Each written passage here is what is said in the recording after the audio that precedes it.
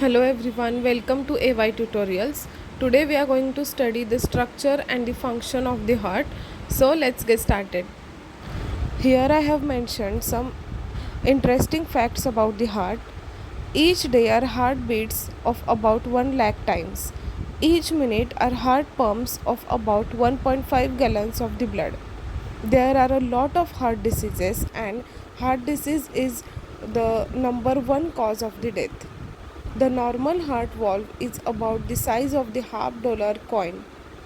The largest heart ever recorded is belonged to a grey whale. Functions of the heart. There are two main functions of the heart. First one is to provide the oxygenated and nutrition rich blood to the other parts of the body and to take away the deoxygenated blood and the blood containing the waste to the lungs for the exchange of the gases to the outside environment. Anatomy of the heart. Heart is located under the rib cage and in between the lungs. Size of the heart is varies and depend on the age, size and condition of the heart. On an average, heart is about the size of that person's clenched fist. There are total 4 chambers of the heart: right atrium, right ventricle, left atrium and left ventricle. Atria. They are the upper two chambers of the heart and their function is to receive and collect the blood. Whereas ventricles, they are the lower two chambers of the heart and they pump the blood out of the heart. Then septum. Septum, they are the muscles that divides the heart into the right and left valves.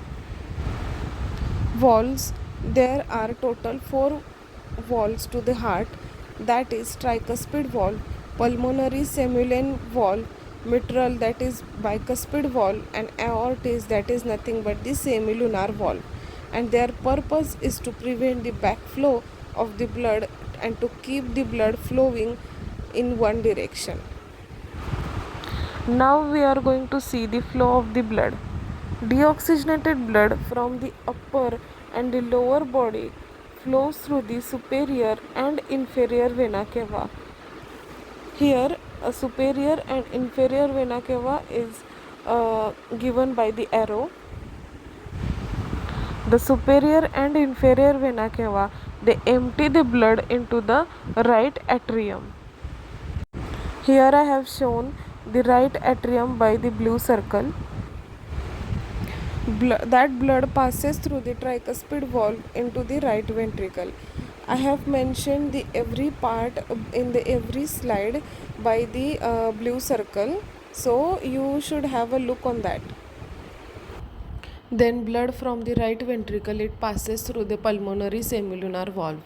This pulmonary semilunar valve, it ensures the one-way flow of the blood, and so it is responsible to prevent the backflow. Then, as we know that the exchange of gases takes place in the lungs, so these pulmonary arteries, they took up the blood to the lungs for the exchange of gases, and in the lung capillaries, that blood, they pick up the oxygen and they transfer the carbon dioxide to the lungs for the exhalation, and so here the exchange of gases takes place and blood becomes oxygenated. Then the right and left pulmonary veins are there, they brings up the that blood, oxygenated blood, back to the heart. So this pulmonary veins are responsible to bring back the oxygenated blood to the heart.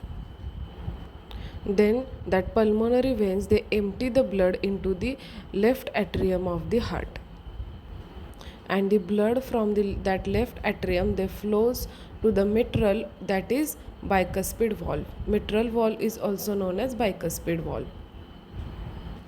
After passing through the mitral valve, the blood enters the left ventricle.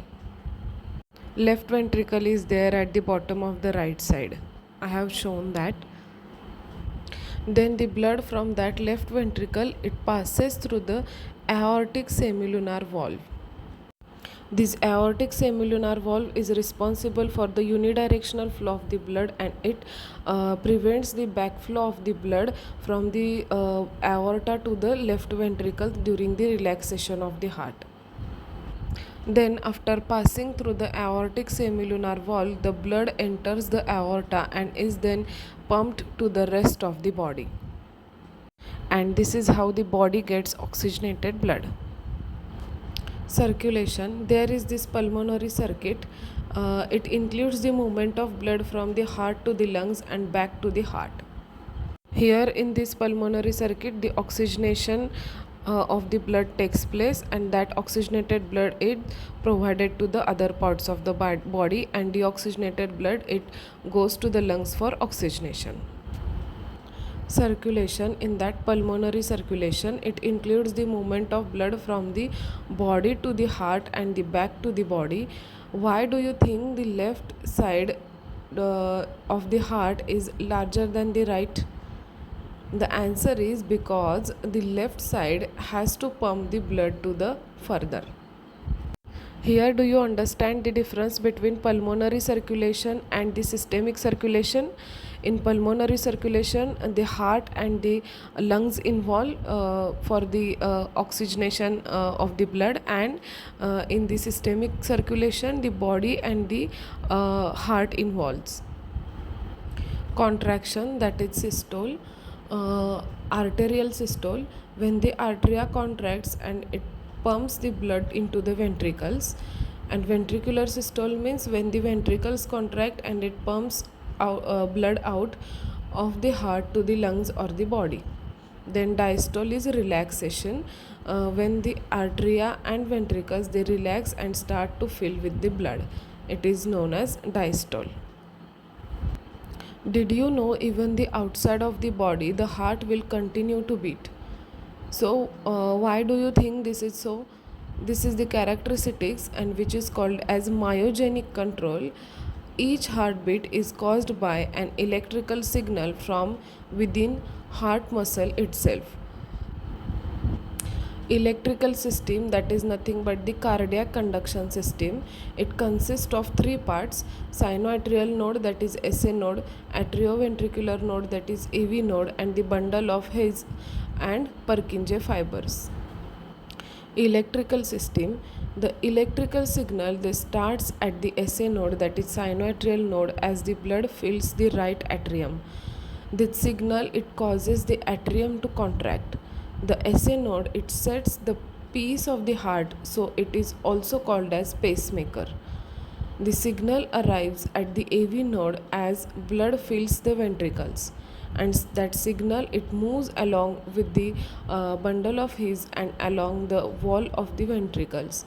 The bundle of His they divides into the right and left branches and then to the Purkinje fibers.